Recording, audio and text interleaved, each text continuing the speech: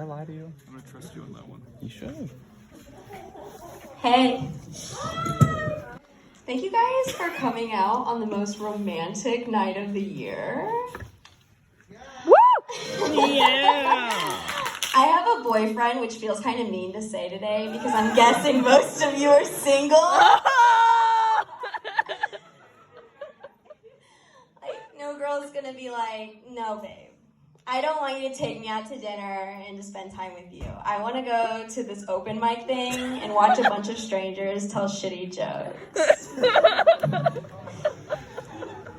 But being in a relationship has brought a lot of joy into my life, and I say that honestly. I know I'm not lying because every time I talk about him, everyone around me rolls their eyes. For example, every morning my roommate comes home. And we sit down and have a little chat and catch up. And she's always telling me about her engineering classes or her course load. Sometimes her boyfriend, if he's lucky enough. But she always asks me, what's new with you? And I'm always like, well, nothing really, you know. Last night, August, that's my boyfriend. He came over and made me dinner, and then he did me 3 times, stayed the night, made me breakfast. That's about it. Nothing special. Apparently that's getting old. But really, one of my favorite things about my boyfriend is how caring he is. At the end of last year, I got really sick, and this boy took me to the doctor. He made me meals and cuddled me like the whole time, which was a huge deal, especially for the time because we just started dating, and I'm probably the worst sick person ever. So being a little bitch I am, I was like, babe, I really don't feel good. Can you like, just take me out back and shoot me? He didn't really like that question. So he looked at me and he's like, I'm not going to kill my investment. I've already put a lot of effort into keeping you alive.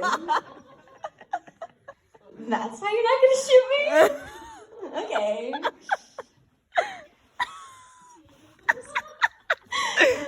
But a couple of weeks ago, we decided to go home for the weekend.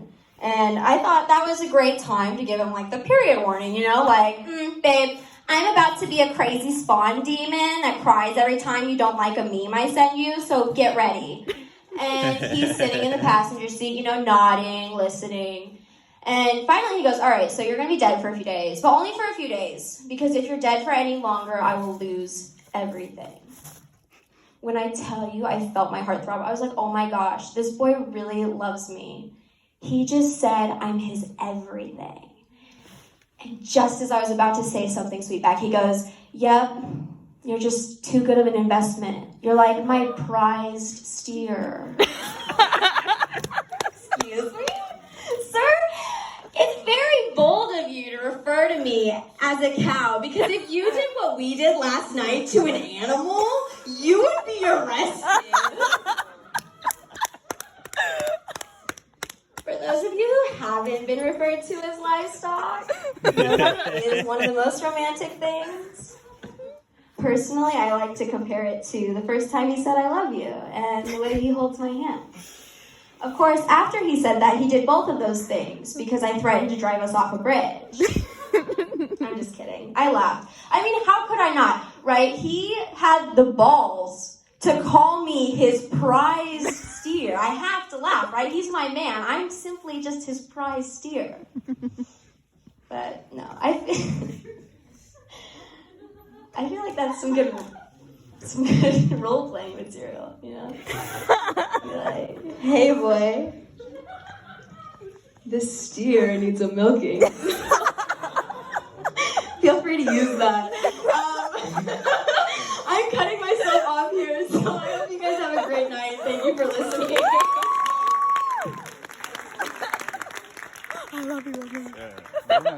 So good. That was